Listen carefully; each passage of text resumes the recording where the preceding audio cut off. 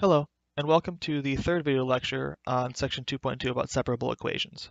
So in this video, we're just going to be going over two examples of solving separable equations, work out all the details of it, and show you how all this comes together. So let's go ahead and jump on into that.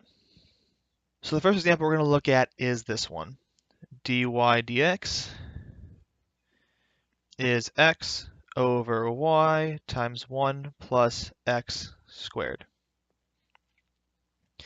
Now, if we look at this, we can see this equation is separable. I can separate this out into a function of y times dy dx plus a function of x equals 0. So if I multiply the y to both sides, I get y dy dx equals x over 1 plus x squared. Now, to get this into the form we had in the previous video, we would want to subtract this function of x over to the left-hand side. So move this guy over here, then integrate, and then move it back, and then solve things out that way. But as a little bit of a shortcut, you don't actually have to move anything around. You can just, at this point, integrate both sides, the right function in y, the left-hand side function in y, the right-hand side function in x, and then set them equal to like you would do right here, and add in a constant somewhere. So if I integrate this y function, I get y squared over 2. And if I integrate the function on this side, so I want to find the integral of x over 1 plus x squared dx.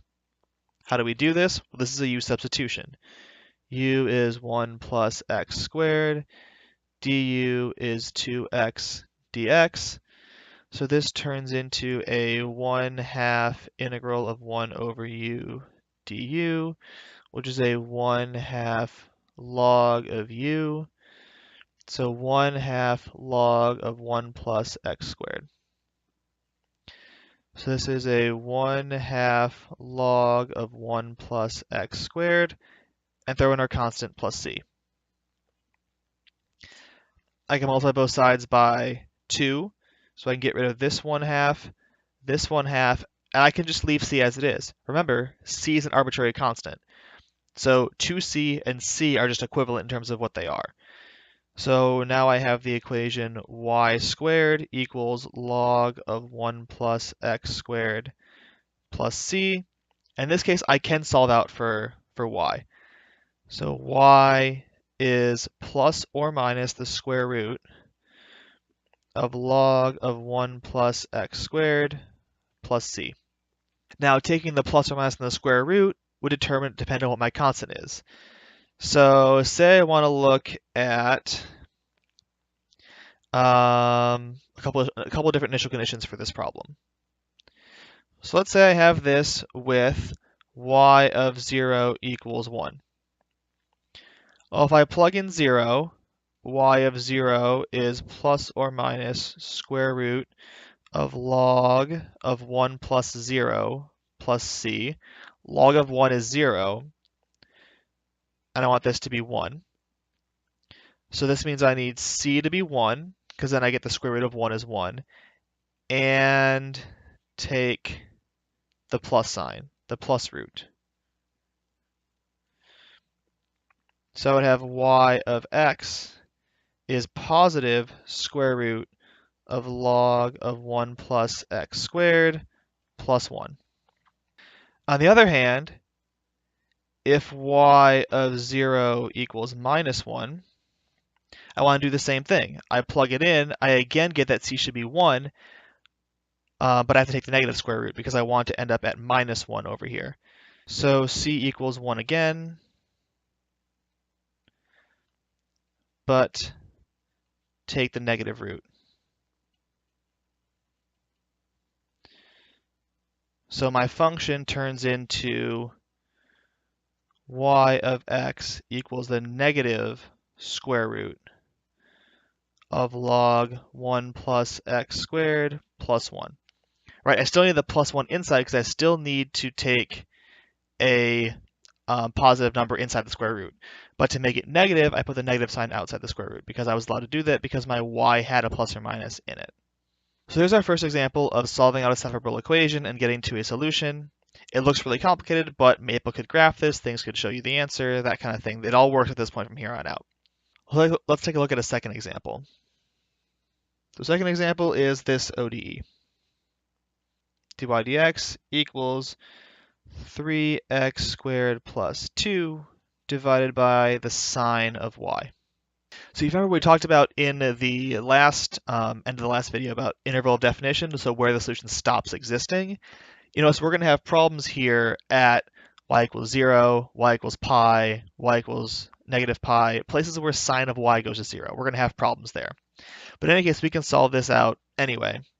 So we multiply both sides by sine of y dy dx equals 3x squared plus 2.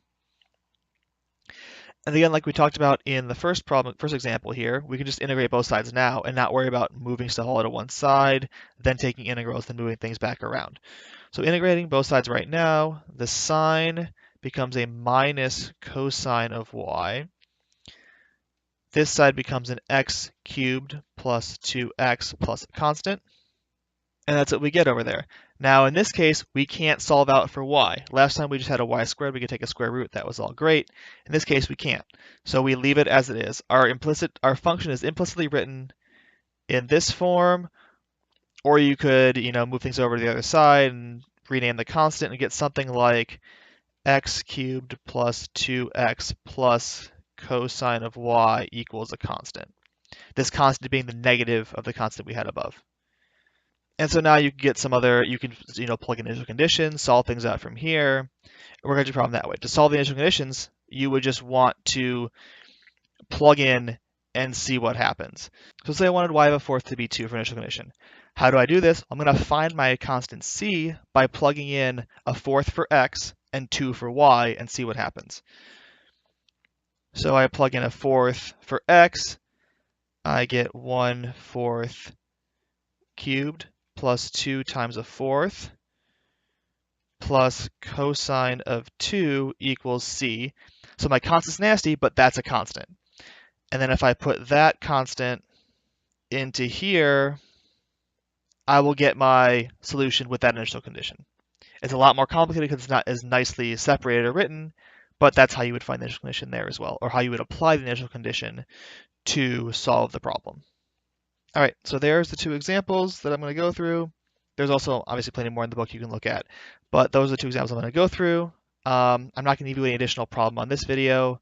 You've got the one and the last one to do, and then we'll be doing plenty of problems in class tomorrow to work on this idea. All right, thanks a lot for watching, and I will see you in the next video.